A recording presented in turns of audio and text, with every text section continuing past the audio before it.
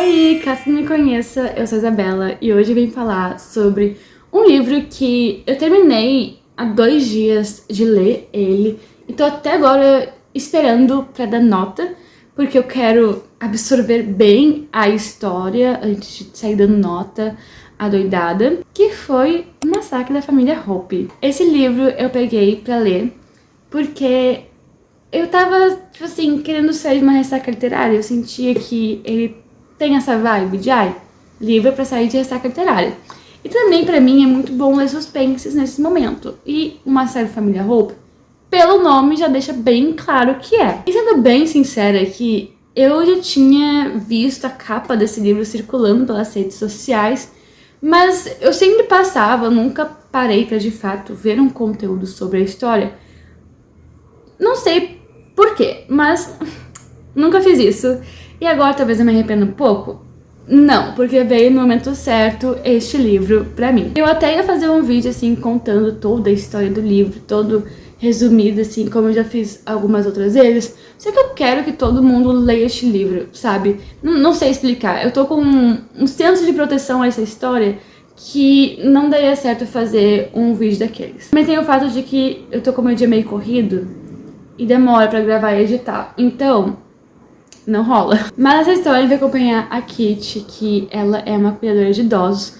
Só que aconteceu alguma coisa com o antigo paciente dela que fez ela ser suspensa do trabalho durante 6 meses e investigada pela polícia. Só que quando a gente começa a ler o livro, a gente não sabe disso. Então a Kitty, depois de 6 meses, ela volta. Ela trabalha numa agência, né, especializada em cuidar de idosos, que tem várias cuidadoras. E ela recebe uma nova paciente que se chama Lenora Hope.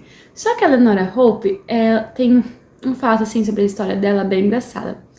Quando ela era adolescente, a família dela era podre de rica. Eles moravam numa mansão que ficava na parte conhecida como os penhascos da cidade. São partes super altas onde só os ricos moram. E tem esses penhascos e o mar. E a família dela, quando ela tinha 17 anos, os pais e a irmã foram assassinados na casa. E detalhe que só ela estava lá também. Então, obviamente, ela se tornou uma suspeita, só que a polícia nunca encontrou nada que pudesse incriminar ela, nenhuma evidência. Então, ela não foi condenada, ela seguiu a vida dela normal. Só que, pra polícia, quer dizer, pra sociedade, porque pra polícia não tinha o que fazer. Pra sociedade, ela era culpada, então ela ficou reclusa na mansão durante todos esses anos porque todo mundo achava que ela tinha cometido os assassinatos. Tanto que na cidade é um fato comum isso, tem cantiga infantil sobre os assassinatos. Esse livro se passa na década de 80, tá? Só pra dar esse contexto pra vocês. E a Kitty, inclusive, ela achava que o caso tinha acontecido há muito mais tempo antes, porque era uma lenda urbana. Ela descobre, inclusive, quando ela recebe a notícia que vai cuidar da Lenora Hope, que não é tão antigo assim esse caso. E a Kitty, ela ficou 6 meses suspensa do trabalho, então ela ficou 6 meses sem receber salário. Ela acaba aceitando, apesar de ficar meio receosa de ter que cuidar de uma suposta assassina. Só que a Lenora, ela tem ali seus 60 e poucos anos, faz 54 anos desde que os assassinatos aconteceram.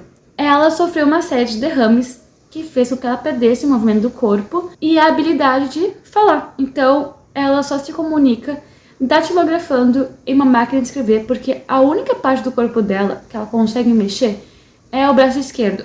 E não são super, hiper, mega movimentos, são movimentos reduzidos. Então a Kitty está lá cuidando dela, porque a antiga cuidadora, que na verdade é uma enfermeira, ela da noite pro dia sumiu, foi embora, ninguém sabe dela. Então a Lenora um dia datilógrafa ali na máquina de escrever que quer contar a verdade pra Kitty sobre o que aconteceu à noite dos assassinatos. E esse livro, ele é dividido do ponto de vista da Kitty e do ponto de vista ali da Lenora, né? De tudo que tá sendo datilografado.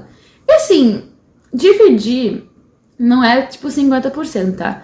A maior parte do livro, eu diria que ainda 80%, é do ponto de vista da Kitty, dela ali desenvolvendo, tentando descobrir, fazendo sua própria investigação sobre ela. E a outra parte, os outros 20%, são de fato o que a Lenora datilografa, tá datilografando. Enfim, eu achei bem interessante essa forma, não senti que ficou muito pesado pra nenhum dos pontos de vista. Eu senti que deu uma boa equilibrada. E a Lenora, ela escreve de um jeito bem bonito, porque ela queria ser escritora. Vamos falar então sobre os prós deste livro, pelo menos pra mim. Eu gostei muito do fluxo da leitura. A história me prendeu bastante, assim. No último dia, eu li, acho que umas 3 horas, assim, não seguidas, porque eu parava pra fazer outras coisas, né? Tipo, tarefas de casa. Mas eu li muito, muito, muito, assim, no último dia. Tanto que eu dormi super cedo, porque eu já tava, assim, cansada. Sabe quando tu lê tanto que fica com sono?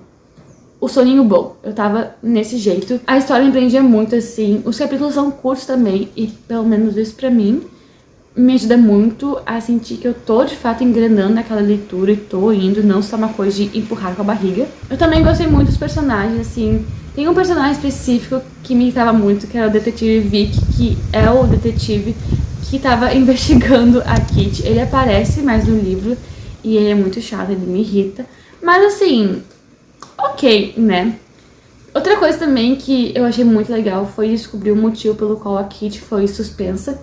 Porque primeiro a gente descobre e depois tem uma revelação a mais sobre isso. E eu fiquei gag. Eu curti muito essa parte do mistério. E o tema em si. Tipo, uma família rica foi assassinada. A filha é suspeita, investigando o caso. Achei muito interessante também. Agora uma parte que eu não vou nem falar que são os contra, porque eu diria que é neutro. Mas eu descobri parte do plot. E eu descobri não muito tarde na leitura, assim, acho que na metade eu já tinha imaginado, tipo, acho que tal coisa pode ter acontecido. E eu não estava tão errada assim, não estava 100% certa. Eu estava criando 500 teorias, até que de fato foi revelado e eu não acertei 100%, sabe? Nenhuma teoria minha chegou perto do 100%, mas teve uma bem próxima ali e daí fiquei tipo, tá, ok, eu já imaginava isso. Eu também não curti tanto, assim, o final do livro. Tanto ali a parte da gente descobrir sobre os assassinatos, porque na minha cabeça tinha algo muito mais legal que podia ter acontecido, no sentido de ser muito mais absurdo do que o que de fato aconteceu, porque a justificativa final eu fiquei, tá bem, né? E também nessa penúltimo capítulo do livro, o penúltimo eu até achei legal, tá? Fiquei tipo, ok, né? Justo, mas o último eu fiquei tipo, será que precisava? Acho que não, acho que a autora talvez só queria ter dado, tipo assim, um final feliz num livro que se chama O Massacre da Família Hope. Mas tudo bem, né? Cada um sabe de si, cada um sabe dos livros que escreve. Eu tô aqui só pra opinar muito sobre eles. Minha dica é, se tu tá lendo o livro, não vá olhar quantas páginas tem, porque senão tu vai tomar um spoiler.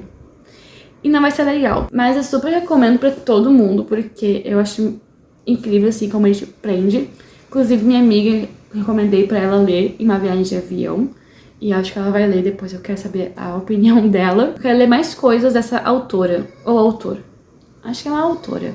Eu demorei muito tempo pra perceber também que o livro se passa na década de 80. Eu só me liguei quando, de fato, é falado sobre. Até porque a década que ele passa, ele não é tão importante pra história. A ambientação de século, de década, não importa tanto na história. Enfim, espero que tenham gostado desse vídeo. E se tu for ler este livro, ou já ler, comenta aqui o que tu achou. E espero que tenha gostado. Beijo, até o próximo vídeo.